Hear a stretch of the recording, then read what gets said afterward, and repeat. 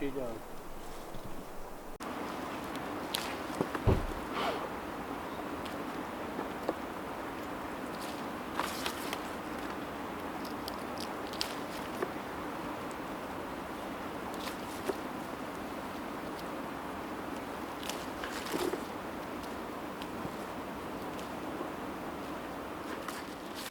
Hey folks, Ariel and Clay over here, not exactly at Fineth, foraging for wild berries. We did this the other evening, and these are what we most commonly call serviceberries. They go by many common names, also known as June berries, Saskatoon berries, that's probably the most common names, shadbush, shadblow. They grow wild all over most of North America and Europe, from what I read. They definitely are all over this area. Around here, I think of the Juneberry name as coming from the fact that they bloom in June, but in some warmer areas, they're actually ripe in June. But here, this is the time of year when they get ripe. From checking back on other years' photos, I would say we've generally picked service berries the end of August into September every year. Anyway, they're beautiful. They taste, well, they look much like a blueberry. Their taste is maybe not quite as intensely sweet and rich as several other more commonly known edible berries, but they are highly nutritious, far more nutrient dense than blueberries. They are grow in the woods here, and some of the background noise you can hear is along the creek. They grow in these big sprawly bushes most of the time, with very springy branches, hence the little branch hooking rake to get some of them into our reach. There are many, many more bushes across these hillsides that we didn't even touch. We basically went for the ones that were easiest for us to reach, and there are gobs more berries out there. We could have started picking a little earlier because some of them were already overripe and drying up and falling off on the ground, where they're enjoyed by many birds, bears. You can look up Grizzly 399 and her 4 cubs stripping dried berries like this, often eating them for hours in one of the places where I've picked before. Anyway, they are a delicious and nutritious berry and a wonderful food resources. They're called a berry, but technically they're in the same family as apples and roses, and they would be considered a pome fruit. They do have small seeds inside. I don't find them at all objectionable. I just eat them rather than, the size of seed that you would spit like a cherry pit. Anyway, we spent a little while picking, and for whoever was asking about bugs, you will probably notice us swatting a lot of mosquitoes. Again, the background noise you're going to hear here is a creek running, and it's just an area where there was a lot of bugs we were getting bit left and right this evening. But we came home with probably 4 gallons of berries, so you guys will have to come back and I'll show you some of the things we do with them. But this is foraging for wild service berries, and berry picking is just always more fun, I think, when you can chat and have good conversations with somebody else while you're doing it, no matter what kind of berries you're picking. We do have a couple of these bushes growing on our property, but they're small and they're mostly tucked into the dense trees along the creek where they don't fruit very well because they don't get enough sunlight. The bush will live in sun or shade, but if it's got full shade all the time, it just doesn't make much fruit.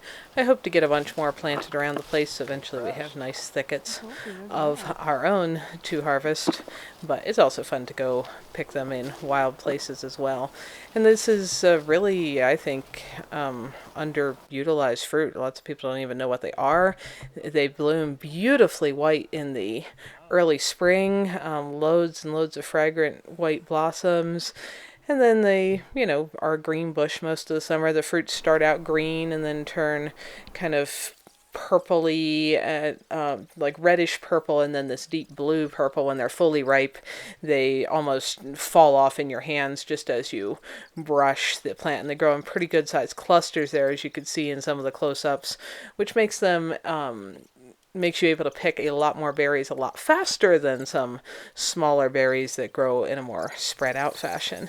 Anyway, I hope to get a lot more growing here, and if you live anywhere in North America or Europe, it may be a bush you want to consider planting as well. Here shortly, you can see on some of the leaf close-ups, they're starting to turn fall colors. They get to be beautiful oranges and golds and browns and such in the autumn as well. And you can see how much the berries look like a blueberry, though their flavor is a little different. But anyway, next thing I'm going to do is make a bunch of berry juice with these, so you guys will have to come back for that video. But the rest of this is just berry picking. And if you think we're damaging the branches at all by bending them over like that to pick, they're very, very springy. They just spring right back up. If you go look up that video on the channel of the grizzlies stripping them, they are way rougher on these branches than we are. They actually climb up on top and kind of sit on them, which sometimes does break them, and strip the entire branch through their mouth, taking off all the leaves, the little twigs, and all of the berries in the process. But these are very loved by bears and lots and lots of wild birds as well. So lots of reasons to have them growing around. And the only reason we didn't bring the dogs with us is this area also, I know a lot of the spots in the woods pretty well. At this time of year has a lot of burrs, and it's just not that much fun for us or the dogs to have to brush out massive amounts of burrs out of their fur when we get back. So we left them at home this time and got eaten alive by mosquitoes, but came home with lots of beautiful berries.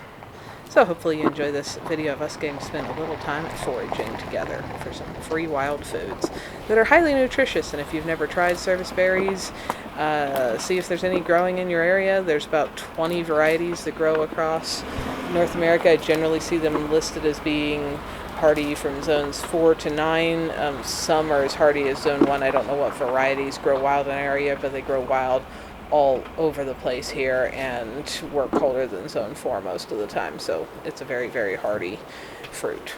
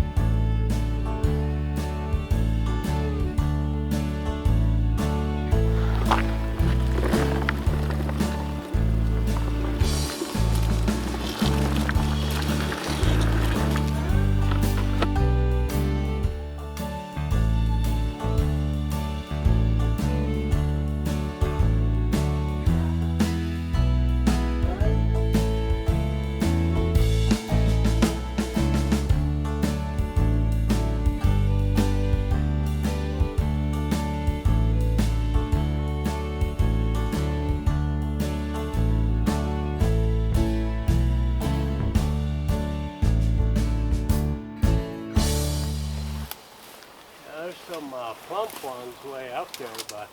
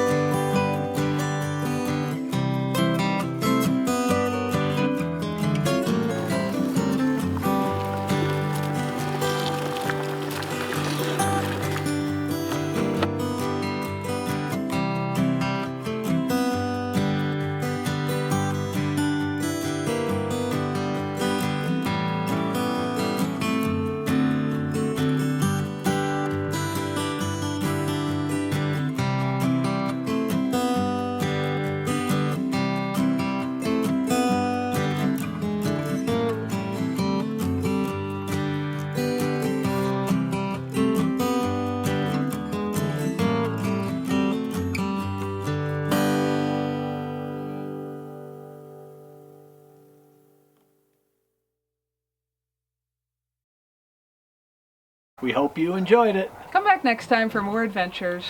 Thanks for watching.